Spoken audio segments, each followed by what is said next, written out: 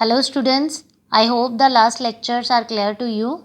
So now we are going to discuss about the last topic of our chapter, that is chemicals from common salt. अब हमने पढ़ना है कि कौन कौन से केमिकल्स है जिसमें जो कॉमन सॉल्ट है दैट इज़ NaCl, जिसको हम टेबल सॉल्ट भी कहते हैं, वो as a raw material act करता है. तो अब जैसे नंबर ऑफ सब्सटेंसेस हैं, केमिकल्स है, फॉर एग्जांपल सोडियम हाइड्रोक्साइड है, baking soda, washing soda, bleaching powder और भी कई हैं केमिकल्स जो जिनके लिए raw material as a common salt as a raw material चाहिए. तो हम सबसे पहले इसमें पढ़ते हैं सोडियम हाइड्रोक्साइड. सो कमर्शियली जो सोडियम हाइड्रोक्साइड है उससे हम कास्टिक सोडा भी कहते हैं because of its करोजिव action on animal and vegetable tissues. ये क्या है, जो कास्टिक सोडा है वो एनिमल या वेजिटेबल का जो टिश्यू है उसके ऊपर इसका करोजिव एक्शन है. So now you know about the करोजिव action means कि अगर ये उसकी स्किन पे, एनिमल की स्किन पे या वेजिटेबल्स है उसके ऊपर ये डाला जाए तो ये उसको डैमेज कर देगा. सो देन हम देखेंगे कि ये जो सोडियम हाइड्रोक्साइड है इससे हम कैसे बनाते हैं. So chloro alkali process for obtaining sodium hydroxide, ये जो प्रोसेस है जिससे हम सोडियम हाइड्रोक्साइड बनाते हैं, इस प्रोसेस को हम कहते हैं क्लोरो अल्कली प्रोसेस. सबसे पहले तो देखते हैं कि हम इसे क्लोरो अल्कली प्रोसेस क्यों कहते हैं. बिकॉज जब ये प्रोसेस हम पूरा का पूरा देखेंगे तो एंड पे हमारे पास एक सब्सटेंस बनेगा, मतलब एक हमारे पास गैस आएगी क्लोरीन, जिससे ये क्लोरो वर्ड आया है, और एक हमारे पास बनेगा alkali. Means sodium hydroxide is an alkali ना, वाटर में डिज़ोल्व है. अपने पीछे पढ़ा है कि वो बेस जो वाटर में डिज़ोल्व हो जाते हैं उन्हें हम अल्कलीज कहते हैं. सो क्लोरो अल्कली, एक तो क्लोरीन गैस बनेगी, साथ में अल्कली सोडियम हाइड्रोक्साइड बनेगा, जिस वजह से इस प्रोसेस को हम बोलते हैं chloro alkali process for obtaining sodium hydroxide. अब इस प्रोसेस में हम करते क्या हैं, सबसे पहले मैं आपको इसका ऑपरेटर्स दिखाती हूँ. तो सबसे पहले देखें, ये एक सेटअप है. अब इसमें क्या करते हैं हम कि ये दो इलेक्ट्रोड्स लगी हैं. दिस इज़ ये बैटरी के साथ, और यहाँ पे सेल शो किया है, इवन बैटरी भी हो सकती है. तो उसके साथ आपने पहले ये दोनों इलेक्ट्रोड को ज्वाइन कर देना है. जो पॉजिटिव टर्मिनल के साथ ज्वाइन करते हैं उसे हम बोलते हैं एनोड, और जो नेगेटिव टर्मिनल के साथ अटैच होती है उसे हम बोलते हैं कैथोड. ठीक है. उसके बाद हमने क्या करना है, इसमें पानी लेना है, मींस ब्राइन सोल्यूशन लेना है. अब ब्राइन सोल्यूशन क्या होता है, जब NaCl वाटर में होता है, वाटर मतलब NaCl का सोल्यूशन है उसे हम ब्राइन कहते हैं.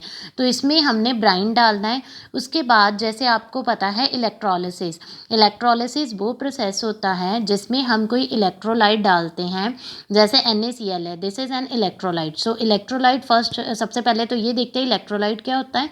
वो सब्सटेंस जिसके बीच में जो अलाउ करता है कि उसके बीच में से जब इलेक्ट्रिसिटी पास हो तो वो डिसोसिएट हो जाए into its respective ions, positive and negative ions, उसे हम बोलते हैं इलेक्ट्रोलाइट. और इस प्रोसेस में ये जो पूरा प्रोसेस है इसको हम बोलते हैं इलेक्ट्रोलाइसिस.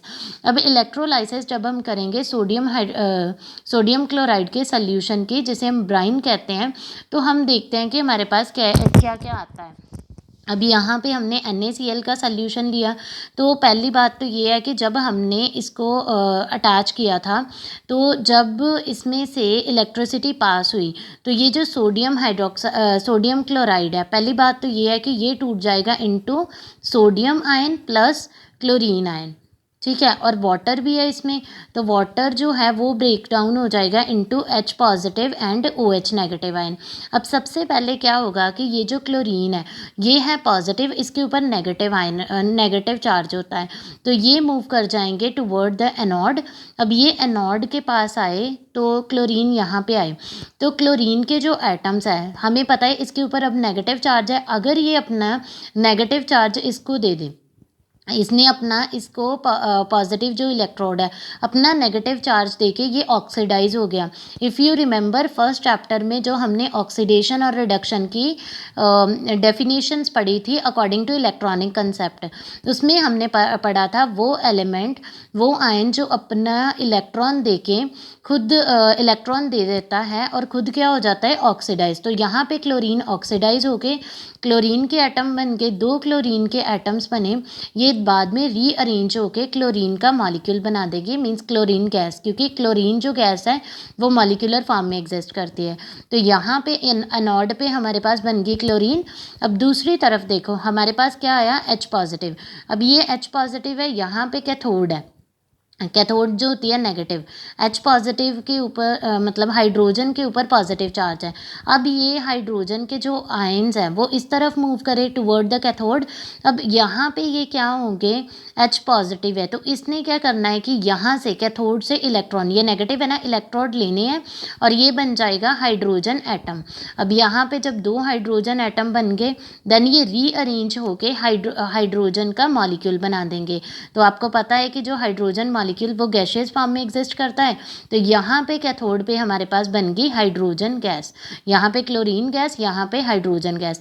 अब हमारे पास जो सॉल्यूशन है ब्राइन का, इसमें बच गया हमारे पास सोडियम Na पॉजिटिव, साथ में बच गया OH नेगेटिव।